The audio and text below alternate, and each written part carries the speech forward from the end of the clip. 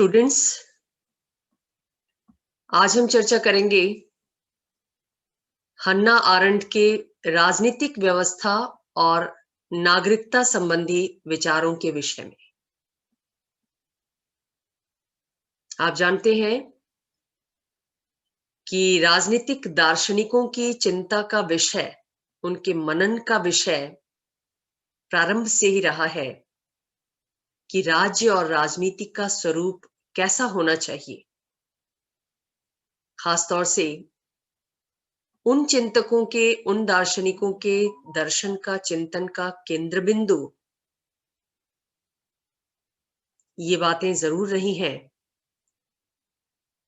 जिन दार्शनिकों को हम परंपरावादी राजनीतिक दार्शनिक कहते हैं, जिनका मूल्यों से संबंध है, आदर्शों से संबंध है।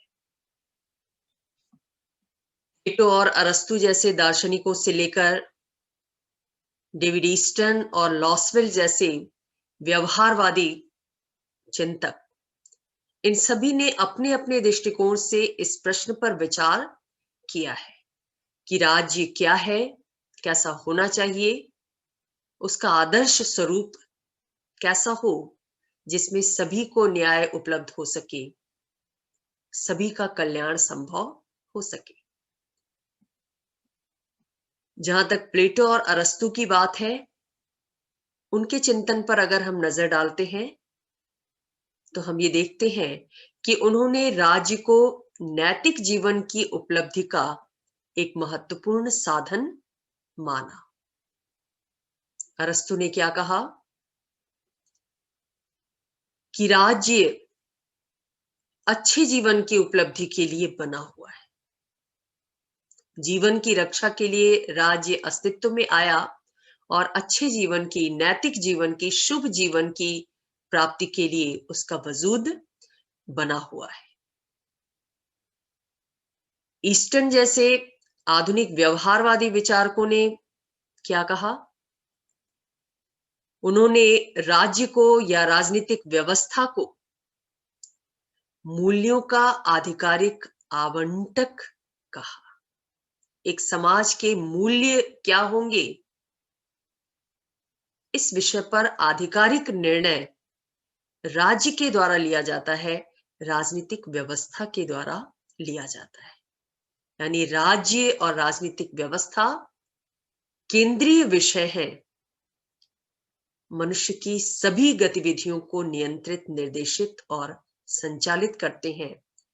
समाज की मूल्य व्यवस्था को आधिकारिक रूप से परिभाषित करते हैं। ऐसा ईस्टर्न जैसे व्यवहारवादी विचारक ने माना। आधुनिक युग में हम ये भी देखते हैं कि राजनीति को अक्सर संघर्ष समायोजन की कला के रूप में देखा जाता है। राजनीति का मतलब है कि विभिन्न हितों को लेकर, आवश्यकताओं को लेकर, विभिन्न वर्गों के मध्य, समूहों के मध्य, व्यक्तियों के मध्य जो संघर्ष होते हैं, उन संघर्षों को समायोजित करने का कार्य राजनीति के द्वारा, राजनीतिक व्यवस्था के द्वारा किया जाता है। इस रूप में भी राजनीति को परिभाषित किया जाता है आधुनिक संदर्भ में। तो राज्य और राजनीति और राजनीतिक व्यवस्था के ऊपर प्रारंभ से ही विचार होता रहा है, पारंपरिक रूप में भी और आधुनिक रूप में भी। लेकिन जहां तक हन्ना के विचारों की बात है, हन्ना के विचार राजनीतिक व्यवस्था के बारे में, राजनीति के बारे में, नागरिकता के बारे में इन पारंपरिक विचारों से भिन्न है, अलग है। वो क्या कहती हैं? उनके अनुसार राजनीति या राज्य केवल शुभ जीवन, नैतिक जीवन, अच्छे जीवन की प्राप्ति का साधन मात्र नहीं है, और न ही हम ये कह सकते हैं कि ये केवल संघर्ष समायोजन की कला है। राजनीति का दायरा, राजनीतिक व्यवस्था का क्षेत्र इतना सीमित नहीं है, ऐसा अन्ना मानती है। फिर राजनीति क्या है? हन्ना कहती है कि ये सक्रिय नागरिकता का क्षेत्र है। राजनीति और राजनीतिक व्यवस्था, हम उस व्यवस्था को कहेंगे जिस व्यवस्था में सभी निवासियों के द्वारा, सभी नागरिकों के द्वारा सक्रिय भूमिका निभाई जाती है। सक्रिय रूप से राजनीतिक व्यवस्था में भाग लिया जाता है। राजनीतिक व्यवस्था जो महत्वपूर्ण कार्य करती है, कानून बनाने का कार्य, निर्णय लेने का कार्य, कानूनों को क्रियान्वित करने का कार्य, इन सभी कार्यों में हर नागरिक की भागीदारी होनी चाहिए। यह है सक्रिय नागरिकता। तो राजनीति क्या है? सक्रिय नागरिकता पर आधारित व्यवस्था है, क्षेत्र है। राजनीति की सार्थकता तभी है, राजनीतिक व्यवस्था अपने लक्ष्य को तभी प्राप्त कर सकती है, जन कल्याण के लक्ष्य को तभी प्राप्त कर सकती है जब हर नागरिक के द्वारा अपनी भूमिका को समझते हुए सक्रिय रूप से राजनीतिक व्यवस्था में भाग लिया जाए। ऐसा नहीं होना चाहिए कि सत्ताधारकों के द्वारा कानून बना दिया जाए, निर्णय ले लिया जाए और जनता उसका अनुपालन करती रहे, जैसा पारंपरिक रूप में होता रहा है। ऐसा करने से सार्वजनिक जीवन का जो लक्ष्य है, राजनीतिक जीवन का जो लक्ष्य है, हन्ना जिसे सार्वजनिक प्रसन्नता के रूप में परिभाषित करती हैं, उस लक्ष्य को प्राप्त नहीं किया जा सकता। तो अगर हन्ना के राजनीतिक व्यवस्था या राजनीति के विषय में, नागरिकता के विषय में हमें जानना हो, हम निम्नांकित बिंदुओं के अंतर्गत इसको देख सकते हैं। आप देख रहे हैं जैसा, पहली बात तो यह है कि आरंट शासन के स्थान पर राजनीति शब्द के प्रयोग को उपयुक्त मानती है। हालांकि आधुनिक युग में राजनीति शब्द को एक तरह के घृणा के भाव की दृष्टि से देखा जाता है, राजनीतिक गंदगी के रूप में देखा जाता है। ऐसा क्षेत्र जहां पर खूब ज्यादा तोड़ मरोड़ होता है, दूसरों के हितों को पीछे ढकेलकर अपने हितों को आगे बढ़ाने की कोशिश की जाती है, किसी भी तरह के साधन का उपयोग किया जाता है, उसको आजकल राजनीति के रूप में देखा जाता है। लेकिन हन्ना राजनीति को इस अर्थ में नहीं लेती। हन्ना के लिए राजनीति वही महत्व रखती है जो प्राचीन यूनान में अरस्तु और प्लेटो के लिए महत्व रखती थी। जैसे प्राचीन यूनान में राजनीति में बहुत बुद्धिजीवी लोग जाते थे, समाज के श्रेष्ठ लोग जाते थे, विवेकी लोग जाते थे, वही हन्ना के लिए आदर्श है। और हन्ना भी राजनीति शब्द को उसी अर्थ में इस्तेमाल करती है। और हन्ना ये कहती है कि शासन शब्द का जो प्रयोग किया जाता है, जो अमूमन प्रचलित है, वो एक संकुचित अर्थ है, संकुचित व्यवस्था है। शासन की व्यवस्था एक संकुचित व्यवस्था है, राजनीति एक व्यापक शब्द है। शासन कैसे संकुचित है, सीमित है, और क्यों वो शासन का प्रयोग नहीं करना चाहती? क्योंकि उनकी दृष्टि में शासन का मतलब है समाज का विभाजन। कैसे विभाजन? कि शासन व्यवस्था के अंतर्गत हम ये देखते हैं कि समाज में कुछ लोग शासक होते हैं और कुछ लोग, ज्यादातर लोग शासित होते हैं। तो शासन शब्द विभाजन को इंगित करता है। किसके विभाजन को? समाज के विभाजन को। समाज दो वर्गों में विभाजित हो जाता है, शासक और शासित, जिसमें शासक आदेश देता है और शासित उस आदेश का पालन करते हैं। पारंपरिक रूप में ऐसा ही होता रहा है। शासक चाहे वो एक राजा रहा हो या एक वर्ग रहा हो कुलीन तंत्री व्यवस्था में, या अधिनायक तंत्री व्यवस्था में एक नेता रहा हो, उसका स्वरूप एक जैसा ही रहा है कि शासक के द्वारा आदेश दिया जाता रहा है और आम जनता के द्वारा, शासित के द्वारा उसका पालन किया जाता रहा है। पारंपरिक रूप में राजनीति को भी इसी संदर्भ में परिभाषित किया गया, शासन के संदर्भ में ही देखा गया। लेकिन आरंट शासन को राजनीति नहीं मानती, बल्कि वो क्या कहती है कि शासन राजनीति नहीं है, ये राजनीति से पलायन है, राजनीति से भागना है। राजनीति का जो वास्तविक अर्थ है वो क्या है कि राजनीतिक क्षेत्र में ऐसी गतिविधियां होती हैं, ऐसी कार्यवाहियां होती हैं जिनका संबंध सभी से होता है, सभी के कल्याण से होता है।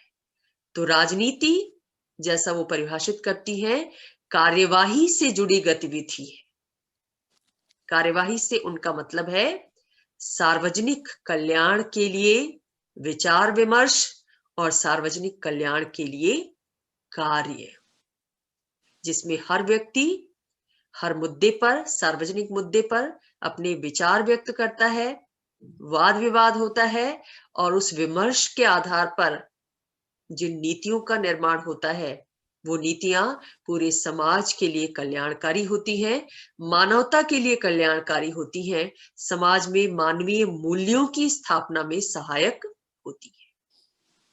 राजनीति से हन्ना का यही मतलब है। वो पारंपरिक रूप में शासन के अर्थ में इसको प्रयोग में नहीं लाती है। तो इस तरह से राजनीति के विषय में हन्ना की धारणा पारंपरिक धारणाओं से बिल्कुल भिन्न है। दूसरी वो कहती है कि राजनीति का संबंध सार्वजनिक क्षेत्र से है, जिसके उद्देश्यों की प्राप्ति सक्रिय नागरिकता से ही संभव है।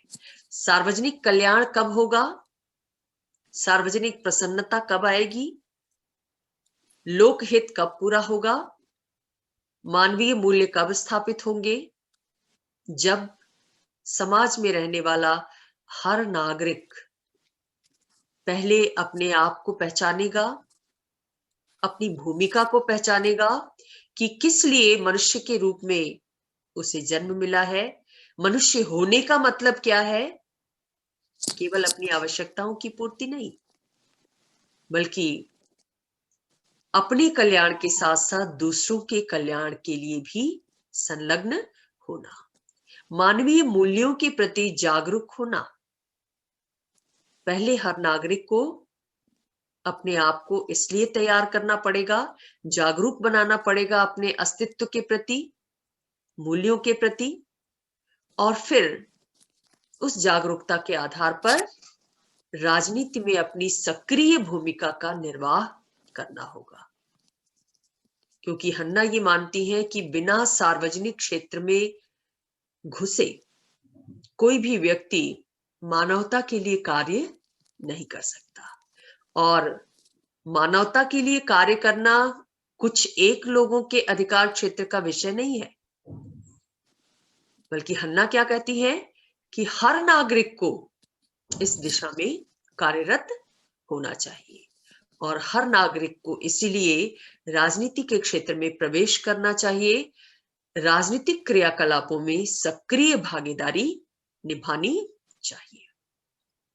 जैसे यूनान में हम देखते हैं कि प्रत्यक्ष लोकतंत्र पाया जाता था और हर नागरिक कानून निर्माण की कार्यवाही में, विचार विमर्श में भाग लेता था, निर्णय निर्माण की प्रक्रिया में, उसके क्रियान्वयन की प्रक्रिया में उसकी भागीदारी होती थी। वैसे ही हन्ना भी ये चाहती है कि हर नागरिक के द्वारा भूमिका निभाई जाए और इस तरह से सामूहिक कार्यवाही की जाए। क्योंकि व्यक्ति अगर अकेला रहेगा तो वो स्व केंद्रित रहेगा, अपने ही हित की बात सोचेगा और अपने हित की बात सोचने से सार्वजनिक कल्याण संभव नहीं है। सिर्फ अपने हित की बात सोचने से तो उस समाज का निर्माण होगा जैसा हम आधुनिक समाज को देख रहे हैं, जिसमें हर व्यक्ति अलगाव से ग्रस्त है। पूरी दुनिया अलगाव से ग्रस्त है, पृथ्वी अलगाव से ग्रस्त है। हम सिर्फ और सिर्फ उपभोक्ता बनकर रह गए हैं। उत्पादन और उपभोग, ये हमारी कार्यवाही का, हमारी गतिविधि का मुख्य केंद्र रह गया है। ये स्थिति आदर्श नहीं है। इसलिए इस स्थिति को दूर तभी किया जा सकता है जब हर व्यक्ति राजनीतिक व्यवस्था में अपनी सक्रिय भागीदारी निभाते हुए एक दूसरे से आशा करेगा कि वे उसका सहयोग करेंगे। यानी राजनीति एक सहयोग आधारित सक्रिय नागरिकता का क्षेत्र है। दो बातें हैं, एक तो व्यक्ति सक्रिय रहे समाज में लोगों के कल्याण के लिए, अपने कल्याण के लिए, और दूसरे उसकी ये सक्रियता सहयोग पर आधारित हो। जब तक हर व्यक्ति दूसरे का सहयोग करने को उद्यत नहीं रहेगा, तब तक सार्वजनिक प्रसन्नता नहीं आ सकती, सार्वजनिक कल्याण नहीं हो सकता। तो राजनीति को इस रूप में भी परिभाषित करती है हन्ना, जिन पर उनके विचारों पर यूनानी दार्शनिकों का, प्लेटो और अरस्तु का प्रभाव है। इससे वो क्या कहती है कि ये सक्रिय नागरिकता, यानी हर नागरिक राजनीति में सक्रिय भूमिका निभाए, ऐसा प्रतिनिधि शासन में संभव नहीं है।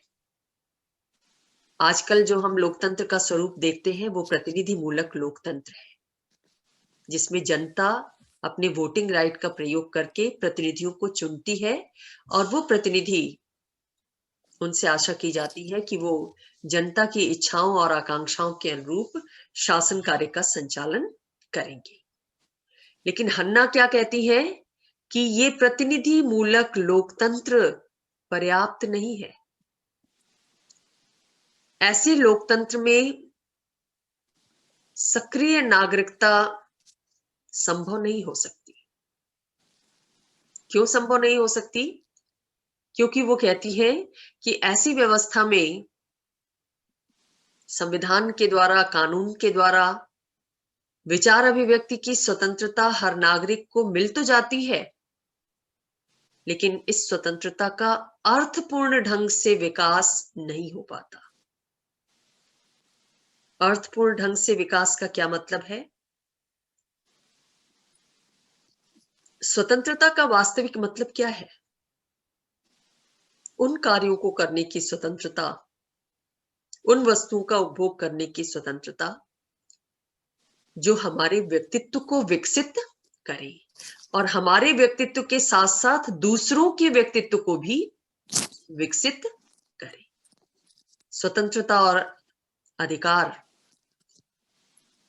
परस्पर पूरक है। आप जानते हैं कि एक व्यक्ति का कर्तव्य दूसरे का अधिकार बन जाता है।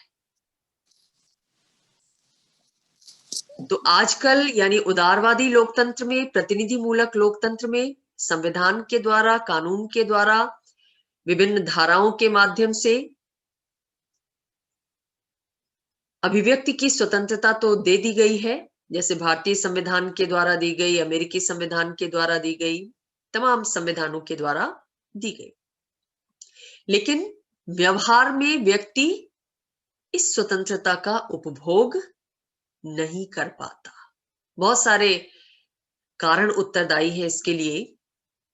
इन कारणों पर अलग से चर्चा हो सकती है, लेकिन हन्ना ये मानती है कि ये जो प्रतिनिधि मूलक लोकतंत्र हम दुनिया के विभिन्न देशों में देखते हैं, विशाल जनसंख्या वाले, विशाल क्षेत्रफल वाले राष्ट्रीय राज्यों में देखते हैं, ये लोकतंत्र पर्याप्त नहीं है। अगर राजनीति को सामूहिक कार्यवाही के रूप में देखना है, सार्वजनिक क्षेत्र के रूप में उसे परिभाषित करना है, तो सिर्फ प्रतिनिधि मूलक लोकतंत्र से काम नहीं चलेगा, क्योंकि यहाँ पर जो स्वतंत्रता प्राप्त है वो नकारात्मक स्वतंत्रता है। नकारात्मक कैसे? क्योंकि ये स्वतंत्रता व्यक्ति को केवल सरकार के अत्याचारों से बचाने के लिए है। उसके व्यक्तित्व विकास की परिस्थितियां उपलब्ध नहीं हो पाती इन स्वतंत्रताओं के माध्यम से। जो व्यवस्था निर्मित है, जो कानूनी ढांचा है, जो उसके क्रियान्वयन की प्रक्रिया है, उस प्रक्रिया में हर व्यक्ति को वास्तविक अर्थों में उसकी स्वतंत्रता प्राप्त नहीं हो पाती। हाँ, इतना जरूर होता है कि सरकार के अत्याचारों से व्यक्ति बच जाता है, लेकिन सिर्फ सरकार के अत्याचारों से बचना ही जीवन का उद्देश्य नहीं है।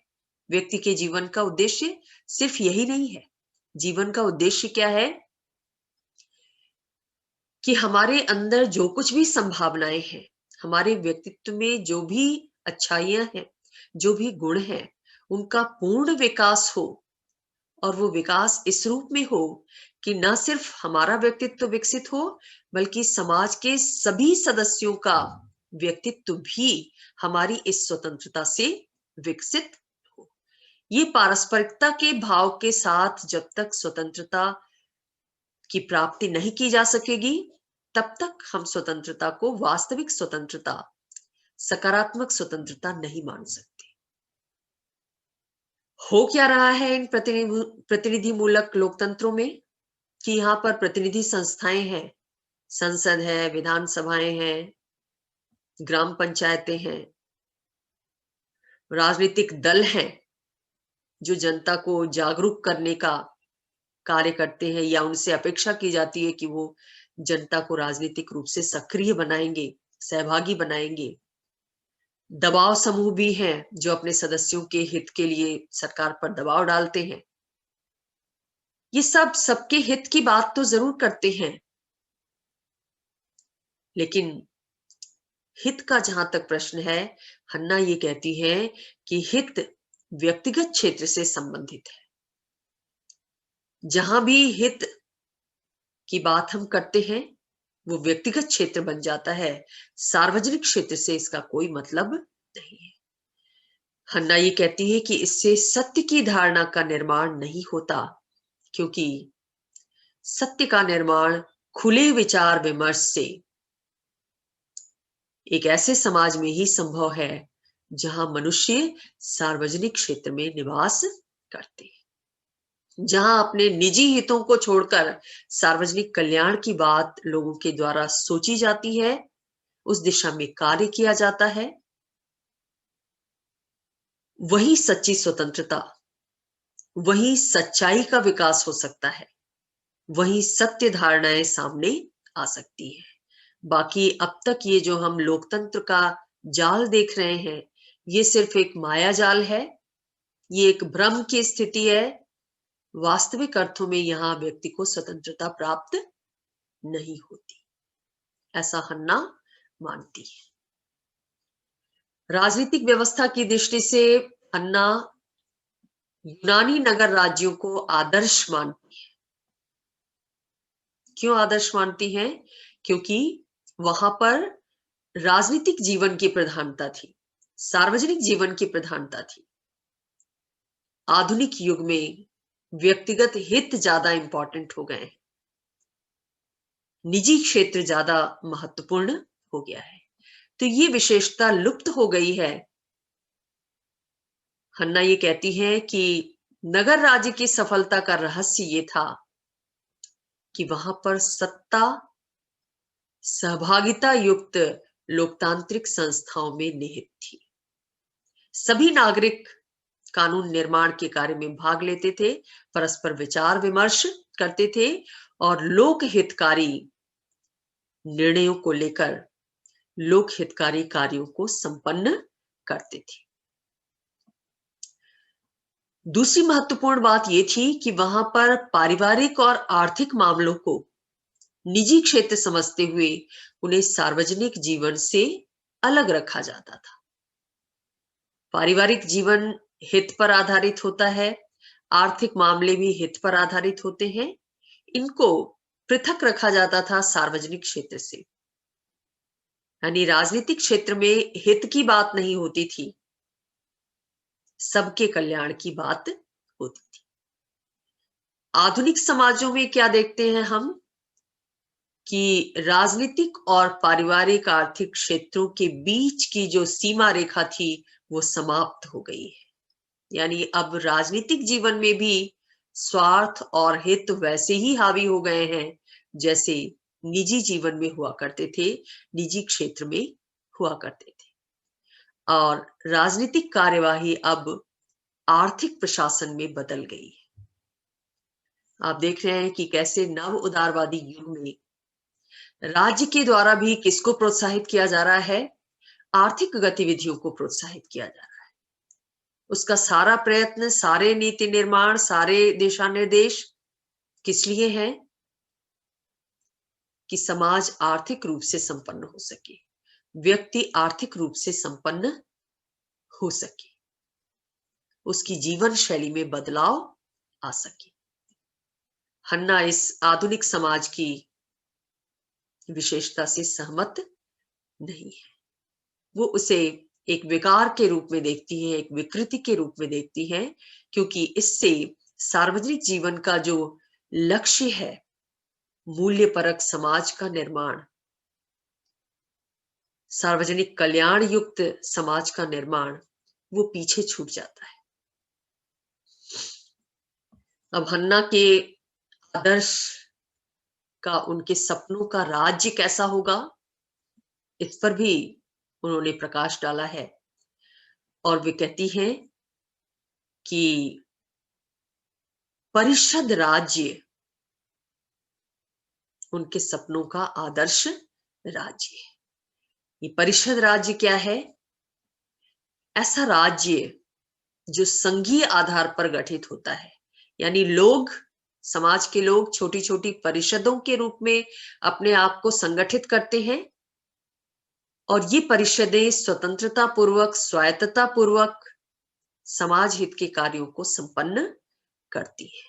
यानी शासन का बहुत ज्यादा कंट्रोल इन परिषदों के ऊपर नहीं होता, राज्य का बहुत ज्यादा नियंत्रण इन पर नहीं होता। आरंट इसको पीपल्स यूटोपिया कहती है। यूटोपिया मतलब स्वप्नलोकीय राज्य। व्यवहार में ऐसा संभव दिखाई नहीं देता, लोग परिषदों के रूप में गठित होकर स्वतंत्रता पूर्वक चिंतन करें, मनन करें और कार्य करें। इसलिए आरंट इसे यूटोपिया की संज्ञा देती है। हालांकि आज हम जिन नागरिक संगठनों को देखते हैं, जो गैर सरकारी संगठन हैं, जो सरकार की सत्ता से परे विकसित हुए हैं, इन गैर सरकारी संगठनों के द्वारा समाज हित के बहुत सारे कार्य किए जा रहे हैं। हालांकि सभी गैर सरकारी संगठन इसी दिशा में कार्यरत हों, ऐसा भी नहीं कहा जा सकता, क्योंकि करप्शन यहां भी है। लेकिन जो इनके पीछे मूल धारणा निहित है कि राज्य के नियंत्रण से परे रहकर अपनी पहल पर वो समाज हित के लिए, मानवता के हित के लिए कुछ कार्यों को करें, तो ये जो गैर सरकारी संगठनों की धारणा है, आजकल हम जिसे व्यापक रूप में देख रहे हैं, अनुभव कर रहे हैं, उसको ये माना जा सकता है कि ये परिषदीय राज्य की स्थापना की तरफ ही बढ़ाया गया एक कदम है। क्योंकि हन्ना भी ये कहती है कि नागरिक अपने आप को छोटी छोटी परिषदों, छोटे छोटे संघों के रूप में संगठित करें और उन संघों के द्वारा कार्य का एक क्षेत्र चुना जाए, समाज हित के कार्य का, उस दिशा में स्वतंत्रता और स्वायत्तता पूर्वक कार्य किया जाए। आप देखते हैं कि जो नागरिक संगठन है, उनमें कोई शिक्षा के लिए कार्य कर रहा है, कोई जो सड़क पर रहने वाले बच्चे हैं उनके हित के लिए कार्य कर रहा है, तो कोई महिलाओं के सशक्तिकरण के लिए कार्य कर रहा है। इस तरह के तमाम जो सार्वजनिक हित के क्षेत्र हैं, उन क्षेत्रों में से किसी एक दो को चुनकर उस दिशा में वो उद्यत है। कोई पर्यावरण संरक्षण के कार्य में लगा हुआ है, तो कोई जल संरक्षण के कार्य में लगा हुआ है, कोई ह्यूमन तस्करी को रोकने की दिशा में कार्यरत है। तो इस तरह के जो नागरिक संगठन हैं, वो हमें हन्ना के परिषदीय राज्य की याद दिलाते हैं। और यहाँ पर हमें हन्ना के ये विचार आधुनिक युग में प्रासंगिक भी दिखाई देते हैं। अब ऐसा राज्य बनेगा कैसे? परिषदीय राज्य कैसे गठित होगा? अभी जबकि प्रतिनिधि मूलक लोकतंत्र है, आधुनिक पूंजीवादी राज्य है, तो इसके स्थान पर परिषदीय राज्य की स्थापना कैसे होगी? हन्ना ये कहती है कि ऐसा राज्य केवल क्रांतिकारी तरीके से ही बन सकता है। जैसे मार्क्स ने क्रांति की धारणा प्रस्तुत की कि समाज में परिवर्तन लाने के लिए क्रांति जरूरी है, वैसे ही हन्ना भी ये मानती हैं कि परिषदीय राज्य का निर्माण केवल क्रांतिकारी तरीके से ही हो सकता है, क्योंकि क्रांति से ही नई व्यवस्था जन्म लेती है, स्वतंत्रता का आगमन होता है, और क्रांति आदर्श व्यवस्था के लिए एक नींव का कार्य करती है, एक आधार का कार्य करती है। तो अब हम क्रांति के विषय में हन्ना के विचारों को जानेंगे। क्रांति ऐसी धारणा है जो राज्य के समान ही राजनीतिक चिंतकों के चिंतन का केंद्र बिंदु रही है। आपने पढ़ा होगा कि कैसे अरस्तु ने क्रांति जैसे विषय पर व्यापक रूप में विचार किया है, क्रांति के कारणों की समीक्षा की है और क्रांति से बचने के उपाय सुझाए हैं। क्योंकि क्रांति कभी भी व्यवस्था के द्वारा, राजनीतिक व्यवस्था के द्वारा सहज रूप में स्वीकार नहीं की जाती। क्रांति को व्यवस्था विरोधी माना जाता है, इसीलिए सभी शासक इस क्रांति से बचना चाहते हैं। हन्ना क्या कहती है? हन्ना ये कहती है कि अगर हम आदर्श राज्य की स्थापना चाहते हैं, यूनान और रोम के आदर्शों और मूल्यों पर आधारित परिषदीय राज्य की स्थापना चाहते हैं, तो उसके लिए क्रांति जरूरी है। और क्रांति के विषय में उन्होंने जो अपने विचार दिए, वो अपनी पुस्तक ऑन रिवॉल्यूशन में दिए। लेकिन क्रांति के विषय में भी उनके विचार पारंपरिक विचारों से भिन्न है। यानी पारंपरिक रूप में क्रांति को जिस रूप में परिभाषित किया जाता रहा है, उस रूप से थोड़ा हटकर अन्ना विचार करती हैं क्रांति पर। हन्ना क्या कहती हैं? क्रांति आधुनिक विश्व की देन है। ये आधुनिक विश्व में उत्पन्न होती है, क्योंकि क्रांति की जरूरत तभी महसूस होती है जब व्यवस्था में कोई खामी नजर आती है। आधुनिक पूंजीवादी व्यवस्था में, जहां पर विज्ञान और तकनीकी के आविष्कारों ने एक अलगाव युक्त व्यक्ति को जन्म दिया है, विश्व के अलगाव को बढ़ाया है, पर्यावरणीय संकट को बढ़ाया है, इन कमियों के मद्देनजर क्रांति की आवश्यकता महसूस होती है। क्योंकि ये जो व्यवस्था है, आधुनिक व्यवस्था, पूंजीवादी व्यवस्था, लोकतंत्री व्यवस्था, ये मानवता के हित में नहीं है। मानवीय मूल्यों और आदर्शों को प्राप्त करने की दृष्टि से ये उपयुक्त नहीं है, वांछित नहीं है। इसलिए इसमें बदलाव जरूरी है, और ये बदलाव क्रांति के माध्यम से ही हो सकता है। इसलिए वो कहती है कि क्रांति की धारणा आधुनिक विश्व में उत्पन्न होती है, जिस विश्व की विकृतियों से दूर करने के लिए क्रांति की जरूरत महसूस होती है। क्रांतिकारी परंपरा से वो कहती हैं कि व्यवस्था जन्म लेती है और व्यक्ति परिषदीय राज्य की स्थापना की ओर अग्रसर होते हैं और स्वतंत्रता और स्वायत्तता पूर्वक कार्य करते हैं। लेकिन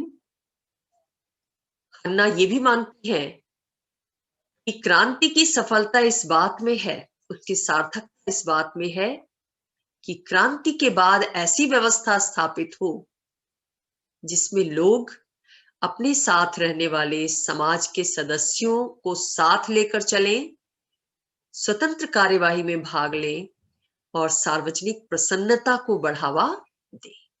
अगर क्रांति के बाद ऐसी व्यवस्था स्थापित नहीं हो पाती, तब उस क्रांति का कोई मतलब नहीं है, तब उस बदलाव का कोई मतलब नहीं है। अगर क्रांति के माध्यम से एक शासक के स्थान पर दूसरा शासक आ जाए, दूसरे शासन की स्थापना हो, शासक बदल जाए या शासन के किसी अंग में परिवर्तन हो जाए, तो वो क्रांति सार्थक क्रांति नहीं है।